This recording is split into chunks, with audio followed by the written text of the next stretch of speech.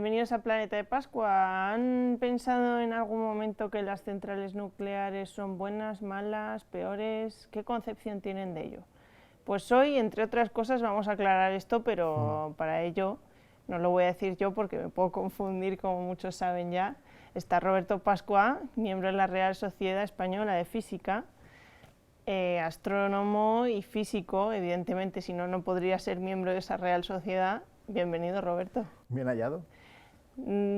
Correcto lo que he dicho, entre Sí. otras cosas vamos a desvelar esto Sí, de la energía nuclear, pero... Sí, porque yo considero que la energía nuclear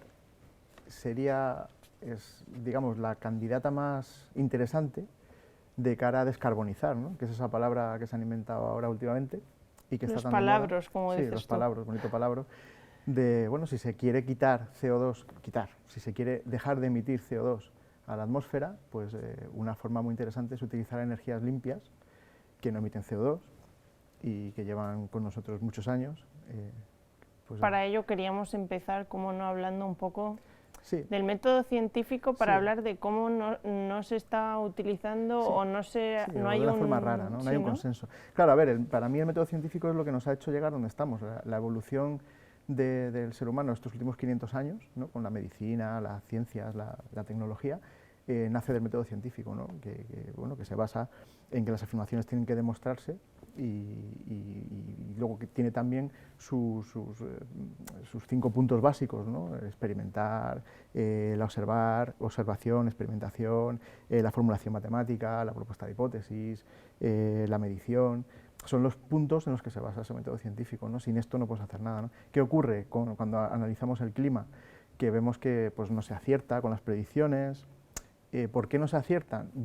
Puede ser que no se esté siguiendo el método científico de manera adecuada, puede ser incluso que haya ciertos intereses, puede ser que no se pueda seguir el método científico porque desconoce realmente lo que pasa, ¿no? Te lo decía antes de empezar, ahí fuera de micrófono y fuera de cámaras, ¿no? ¿Qué pasa cuando echas CO2 a la atmósfera de la Tierra? Pues sinceramente no lo sabe nadie. Nadie, porque si no lo sabes tú me preocupo claro, ya. porque en el fondo, lo he dicho mil veces, los gases están en equilibrio con los líquidos, entonces si tú liberas CO2 a la atmósfera, lo primero que va a pasar es que se va a diluir en los océanos. No va a haber CO2 en la atmósfera, no va a haber más cantidad hasta que se sature el océano, ¿no? También las plantas se lo comen, a ver, es una forma muy sui generis de decirlo, pero hacen la fotosíntesis mediante la cual es. desaparece ese CO2 claro, y se convierte en oxígeno. La palabra correcta es fijan el CO2, fijan el carbono. ¿Por qué? Porque ese CO2, ese carbono está en forma de gas en el CO2 y mediante la fotosíntesis lo que hace la planta es generar su propia materia de la que está hecha, que es principalmente carbono, ese carbono lo cogen del CO2, con lo cual lo quitan de la atmósfera. Como si fuera su alimento, por así decirlo. Un dato interesante, estamos en una de las épocas donde menos dióxido de carbono ha habido en la atmósfera en la historia de la humanidad. También tiene sentido porque si estamos liberando ese CO2 a través de quemar petróleo, ¿el petróleo qué es? Pues son restos de materia orgánica, dinosaurios, árboles, todo ese sedimento que claro, ese CO2 está en forma sólida, no está en la atmósfera, pero antes estaba en la atmósfera. Claro. Y antes el planeta era un vergel. Hablando de vergel, me he acordado de cuando los vikingos llegaron a Groenlandia, ¿no? Que la llamaron Groenlandia, tierra verde, Greenland, Groen, ¿no? ¿Y por qué? Porque no estaba helada. ¿Y por qué no estaba helada? Pues porque en la Edad Media hacía mucho más calor de lo que hace ahora. Porque me has llegado a decir que había viñedos en el Reino Unido. Viñedos en el Reino Unido, claro, es que lo que la gente no sabe, y esto es lo que yo creo que no interesa a la gente que habla del cambio climático decirlo, que estamos viviendo, efectivamente, dentro de los últimos 4 millones de años, es un periodo muy frío, de los más fríos que ha tenido la historia del planeta. Y estos últimos 10.000 es verdad que hay un repunte más cálido dentro de ese ciclo que son ciclos de frío, ¿no? Y efectivamente, el que estos últimos 10.000 años haya aumentado la temperatura del planeta, que no tiene nada que ver con el ser humano, porque precisamente me estoy yendo tan atrás para quitar el factor antropométrico, como lo quieras llamar, precisamente esa época de calor es lo que nos ha permitido inventar la agricultura y demás, ¿no? Y luego, si te fijas, en la época de los últimos años, ¿no? En la Edad Media, la temperatura era mucho más elevada, bajó mucho con esa pequeña edad de hielo, En la que el Támesis el Támesis estaba se congelado. congeló, efectivamente, hacía muchísimo más frío. Groenlandia dejó de ser Groen para ser White, una costra de hielo. Whitelandia. Claro, pero que antes era verde, o sea, quiero decir... Y ahora es blanco. Y ahora es blanco por la nieve, ¿no? Y estamos saliendo los últimos 150 años de ese mínimo de temperatura, que obviamente al margen del ser humano y de lo que pueda hacer, las temperaturas estaban subiendo ya, estábamos saliendo de ahí, ¿no? ¿Qué dicen la gente que está preocupada con el cambio climático, por ser cortés? Que realmente lo que está haciendo el hombre al expulsar el CO2 es acelerar todo ese proceso. No lo sé. No lo sé. No se sabe, no se puede saber. Efectivamente, sí, el CO2 es un gas de efecto invernadero y su efecto es medible. Si no fuera por el CO2 y por el agua y por el metano, nos congelaríamos. Estaríamos, ¿no?, a 15 grados bajo cero. Vale, entonces sus efectos son... Sí, que todo el mundo se cree que no hay que liberar absolutamente nada de CO2, claro, pero es que si tampoco se libera, entonces nos morimos también. Claro, pero fíjate, hace los últimos 4 millones de años, lo que ha estado pasando en el planeta, que esto no tiene nada que ver con el ser humano, aparte de un montón de cambios de temperatura, de ciclos que son más cortos y que ahora veremos en qué se basan, lo que ha estado pasando es que las precipitaciones han ido disminuyendo poco a poco con el tiempo, y ha habido una tendencia general al enfriamiento. Al enfriamiento, eso es. Y eso no te lo dicen, pero es que la gente, si piensa en cómo era la Tierra cuando estaban los dinosaurios aquí, pues era un vergel lleno de vegetación. Claro, pero cuanto más CO2 pones en la atmósfera, más hierba hay. Claro. Es que no queda otra. Eso es. Claro, y era un auténtico vergel, con unas temperaturas mucho más altas. Porque la naturaleza se regula sola, Se regula sola. Cuanto más CO2, claro, pues más claro. ¿Por qué sabemos verde. esto? Que esto sí me interesa decirlo, porque aquí sí que estamos aplicando el método científico. Eso, estamos hablando de ciencia, eso es. ¿no? Predecir el futuro es complicado. Eso es. Pero saber lo que ha pasado es mucho más fácil. Y además, saber lo que ha pasado lo puede hacer cualquier equipo, que en eso se basa el método científico. Yo digo, oye, yo analizo esta información y obtengo estos resultados. Pues otro laboratorio, analizando lo mismo, va a llegar al mismo resultado. Que predecir no se puede, pero ver lo que ha pasado sí, ¿no? Y esto lo sabemos por los isótopos de oxígeno 16 y oxígeno 18 que están disueltos en el océano. La temperatura del planeta depende... A ver, hay una relación entre la temperatura del planeta y la temperatura del agua, obviamente, y esos isótopos. Y nosotros lo que podemos saber es qué cantidad de esos isótopos había mirando la corteza, los caparazones de los foraminifers, sí, que son, bonito palabra también, son amebas, prácticamente. Amebas. ¿No? Claro, tienen su caparazón y ¿qué ocurre? Cuando mueren, caen al fondo y forman parte del sedimento. Entonces, cuando tú empiezas a escarbar hacia abajo, cuanto más profundo miras, más los fósiles, ¿no? Claro, más sedimento estás recorriendo, más antiguo es, ¿no? Y podemos saber perfectamente cuánta cantidad de oxígeno había y, por tanto, qué temperatura tenía el planeta. Y era mucho más caliente antes. Ya te digo, o sea, hay 4 millones de años que está bajando la temperatura en picado.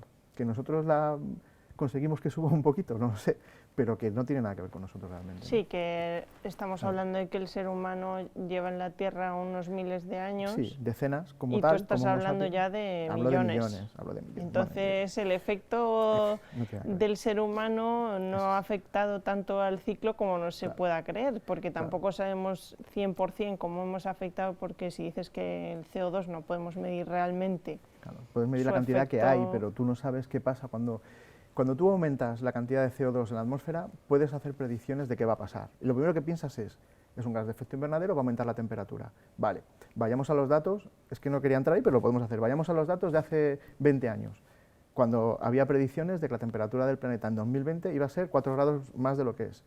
Ahora mismo realmente. ¿Han acertado? No. ¿Por qué? No porque no estemos liberando CO2 a la atmósfera, sino porque realmente no sabemos lo que pasa cuando haces eso. Claro. Porque hay muchos factores que entran en juego que desconocemos. Claro, el aumento de la vegetación, que absorbe ese CO2 y lo elimina, que se disuelva en los océanos. ¿Es bueno que se disuelva en los océanos? Pues no, no es bueno, pero es algo que no nos está afectando ahora mismo, ¿no? Y de lo que, pues, a consecuencia de todo esto, lo que íbamos a hablar es de las centrales nucleares y de cómo se ha pretendido acabar con ellas, porque supuestamente pues, hay miedo y desconocimiento. Claro, ¿no? Pero antes déjame un poquito, porque realmente lo que realmente genera estos cambios de clima, y esto lo sabe muy bien Milankovitch, él piensa que todo esto tiene que ver con los casi, ¿no? La órbita de la Tierra es casi circular, pero no lo es. Eso es. Eso es. El ángulo en el que está inclinado el eje de la Tierra son 23 grados y medio, es constante, pero no es casi constante, no es siempre constante. De hecho, varía en 400.000 años, varía de de 21 a 24. 24. Claro, todos esos pequeños cambios, 400.000 años estoy hablando, no 5 años. Todos estos cambios, claro, es que eso es lo importante, todos estos cambios, estos casi, van haciendo que la cantidad de radiación que recibe la Tierra del Sol cambie, sea diferente. Claro. Unas veces va a ser más, otras veces menos. Hay ciclos de 11.000 años que tienen que ver con veranos mucho más tórridos y veranos mucho más templados. ¿Por qué? Pues depende de dónde esté la Tierra en su órbita, ¿no? Y yo voy más lejos. Aparte del ciclo de Milankovitch, que es el que es, y eso es ciencia, se puede demostrar, porque además encaja con las eras glaciares y demás, hay un dato más que es ya pura astronomía, que no tiene tanto que ver con estos ciclos que dice Milankovitch, y que sí tiene que ver realmente con dónde está el Sol alrededor de la galaxia, ¿no? La galaxia son brazos, espirales, y las estrellas se van desplazando de un brazo a otro. Nosotros estamos ahora entre medias de un brazo y del otro. Pero ¿qué pasa cuando estamos en un brazo? Puede haber mucho más polvo, puede hacer que la radiación del Sol llegue menos a la Tierra, claro. La temperatura de la Tierra baja. Porque estamos más claro, lejos. Claro, la gente tiene que ver esos brazos como un semáforo. En hora punta el semáforo tiene una cola de coches, pero los coches se van saliendo de esa cola, van entrando otros. El brazo sigue siendo, el brazo, que es la cola del semáforo, sigue siendo igual, pero las estrellas se van desplazando de un sitio a otro, ¿no? Entran en el brazo y salen, y otras entran y otras salen, y el brazo se mantiene constante. Pues nosotros estamos ahora desplazándonos entre medias de dos brazos, y hay algunos astrónomos, entre los cuales yo me incluyo, que pensamos que cuando estás en un brazo, la cantidad de radiación que te llega del Sol es mucho menor. Claro. Porque hay cosas en medio, polvo interestelar y demás. Y entonces, ahora sí, las centrales, Roberto, claro. ¿Qué ocurre? Que se van a quedar los espectadores diciendo, han dicho que van a hablar Claro, de esto y no están hablando. Pero ¿qué ocurre con las centrales nucleares? Que no emiten CO2, que la energía es limpia, que ahora mismo se está trabajando en que los residuos nucleares sean reutilizables en un 90% y se quiere llegar casi al 100%, con lo cual ni siquiera habría residuos. La cantidad de residuos además que hay es mínima. Todos tenemos en nuestra mente los toneles aquellos de Greenpeace y demás, ¿no? Que está ahí en la mente de la gente, ¿no? Pero es que si cogiéramos todos los residuos nucleares de todas las centrales del mundo, apenas caben en un campo de fútbol. O sea, es todo muy... muy compacto. Sí, y de muy meter miedo a la gente, ¿no? Sí. ¿Cuántos muertos ha habido? Esto sí que era algo que te puse ahí, ¿no? Que estábamos hablando antes. Sí, esto es polémico porque claro. Mucha gente considera accidentes, los accidentes supuestamente que ha habido, claro. nucleares, pero en realidad no son accidentes como tal. Eso, si pensamos en Chernobyl, o sea, directamente por radiación de un accidente nuclear no ha muerto nadie en la vida. Hay 3.000 muertos aproximadamente, aunque el dato, yo creo que es más, pero el dato que dieron los rusos fue eso, 3.000 muertos por Chernobyl, que no fue un accidente, fue un experimento de generales diciendo quiero hacer esto y físicos diciendo no se puede hacer. ¿Que lo quiero hacer? Pues que es que no se puede. Quiero decir que eso no es un accidente, eso es algo provocado, ¿vale? Porque se dieron mal una serie de factores y había una intención en hacer ciertas cosas que no se podían y ya está. Pero accidentes como tal, vayámonos al de Fukushima, el más cercano, ¿no? Eso fue un accidente, es decir, ¿qué pasó ahí? Claro, ha habido 20.000 muertos o más por el tsunami. ¿Cuántos muertos ha habido por la central? Ninguno. Una central diseñada para resistir un terremoto de 7 que resistió uno de 9, sí. Que la escala es exponencial, no tiene nada que ver un terremoto de 9 con uno de 7, y la central estaba diseñada para construir uno de 7. Ahora, ¿qué se aprende? Porque cosas aprendidas, ¿no? No puedes dejar el grupo electrógeno que te va a alimentar la central en caso de accidente fuera, en una zona donde pueda haber un tsunami, porque se lo va a llevar. Claro. Y eso fue el problema. ¿Pero cuántos han muerto por eso? Nadie. Sin embargo, la gente le tiene pánico. Tanto pánico que uno de los grandes errores que ha cometido la canciller Merkel es quitar las centrales a raíz de lo de Fukushima. Eliminarlas de cuajo, además. ¿Y ahora qué ocurre? Que en Alemania, cuando no tienen sol, no tienen viento, no tienen agua, tienen que quemar carbón. ¿Pero de qué estamos hablando? Renovables es imposible, claro. No, claro, de renovables no puedes vivir. Y sin embargo dices, oye, quiero descarbonizar, pues toma, quema carbón, porque no tienes otra fuente de energía. Y si quieres descarbonizar realmente, en vez de cerrar esas centrales, tendrías que procurar que funcionasen mejor y más. Claro, esto es algo que Francia ha tenido siempre muy, muy claro, y ahí están. Y Suecia, ¿no? Y Suecia 15 también. Y 20 años es que Suecia en 20 años consiguieron eliminar toda la energía que no fuera del carbón. Y claro, ¿eso qué te da? Pues una energía limpia, efectivamente. Claro. Que te resuelve todos los problemas, porque además las centrales las pones a trabajar y tienes energía en cualquier momento disponible, porque además lo que quiere precisamente una central es tener un ritmo constante, no puedes estar subiendo y bajando, que es lo que te pasa con las eólicas, con todo lo que es muy bonito, la energía solar, pero la energía solar no la tienes continuamente. Hay una cosa que se llama noche y el sol tiende a ponerse por el horizonte. Y entonces ya de no ahí tienes, las 24 horas en las claro, que rota. por ejemplo, que también es un sobre su factor eje que la afecta, Tierra. claro, es un factor que afecta a las temperaturas. Eso Igual es. que el año, ¿no? El eje que está inclinado hace que tengamos 4 estaciones. Eso Y en es. tu misma localidad, durante el año, tus temperaturas no tienen nada que ver. Claro. ¿Por qué? Por la Tierra, por dónde está el Sol, por la posición de la Tierra. No es un efecto del hombre, del ser humano, ¿no? Llámalo Sino como que quieras. es en sí la Tierra y el universo. Es lo que es. O sea que básicamente si queremos descarbonizarnos, lo que nos estás diciendo, Roberto, es que tenemos que confiar Habría que e apostar. informarnos más sobre cómo es la energía nuclear. Sí, porque hay mucho desconocimiento y ese es el gran problema. Nos metieron mucho miedo hace muchos años con cosas que no deberíamos tenerle ningún miedo. Es lo que digo, o sea, llevamos más de 60 años viviendo con centrales nucleares y sabemos, los físicos saben perfectamente cómo funciona una central y saben qué hacer para que no reviente y saben qué hacer para que no pase nada. Y es simplemente confiar, invertir también, ¿no? Sí, porque la inversión inicial es fuerte, pero como todo proyecto luego claro, se rentabiliza. Eso es fuerte porque tienes muchísimas medidas de seguridad, porque están precisamente para que esas cosas no pasen. Entonces la inversión es muy fuerte, pues te puede costar a lo mejor 3.000 millones de euros construir una central. Pero ¿qué ocurre? Que dentro de 2 años me lo cuentas. Claro. Sí. Y sobre todo que te puedes quitar toda tu dependencia del carbón. Y de depender de otros países cosas. y Por todas ejemplo, esas que todo cosas. eso influye en la economía de la gente, porque Eso tienes que es. pagar más impuestos, la luz es más cara. Porque quiero mi viene dinero, no quiero desde que me lo Ucrania quites, o desde por allí. ejemplo, claro, Bueno, de Roberto, Francia. que nos estamos yendo por los Sí. laureles ya, pero hemos dejado claras las ideas que Sí, queríamos las dejar, básicas. o sea que yo creo que los espectadores estarán contentos, ¿no? Sí, eso espero. Eso esperamos. Muchas gracias, Roberto. A ti.